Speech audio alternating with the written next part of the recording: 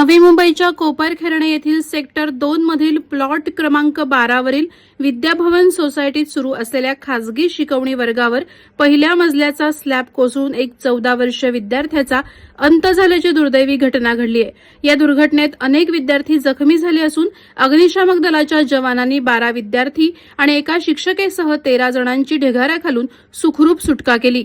विद्याभवन सोसायटीच्या तळमजल्यावर घरगुती शिकवणी वर्ग सुरू होता। दरम्यान संध्याकाळी सुमारे 4:15 वाजण्याच्या सुमारास अचानक पहिल्या मजल्यावरील स्लॅबचा काही भाग कोसळून तो थेट खाली असलेल्या शिकवणी वर्गावर पडला। स्लॅब कोसळल्याने मोठा आवाज झाला आणि परिसरात एकच खळबळ उडाली। त्यावेळी वर्गात विद्यार्थी आणि एक शिक्षिका उपस्थित होते।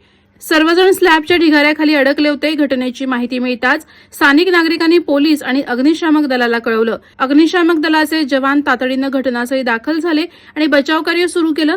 जवानांनी काही वेळ अथक प्रयत्न करून ढिगाऱ्याखालून 12 विद्यार्थी आणि एका शिक्षिकेला बाहेर काढलं।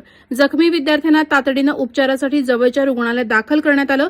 मात्र उपचारादरम्यान मनीष म्हसे वय 14 या विद्यार्थ्याचा अंत झाला। दरम्यान ही इमारत 1988 साली बांधण्यात आल्याची माहिती समोर आली आहे। या सोसायटीमध्ये एकूण 16 कुटुंब वास्तव्यास असून दुर्घटनेनंतर सर्व कुटुंबांना सुरक्षित स्थळी हलवण्यात आलंय।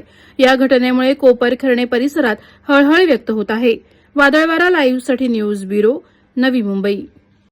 नवी मुंबई व रायगड जिल्ह्यातील ताज्या बातम्या आणि घडामोडींसाठी सबस्क्राईब करा वादळवारा लाईव्ह चॅनल आणि दाबा बेल आयकॉन।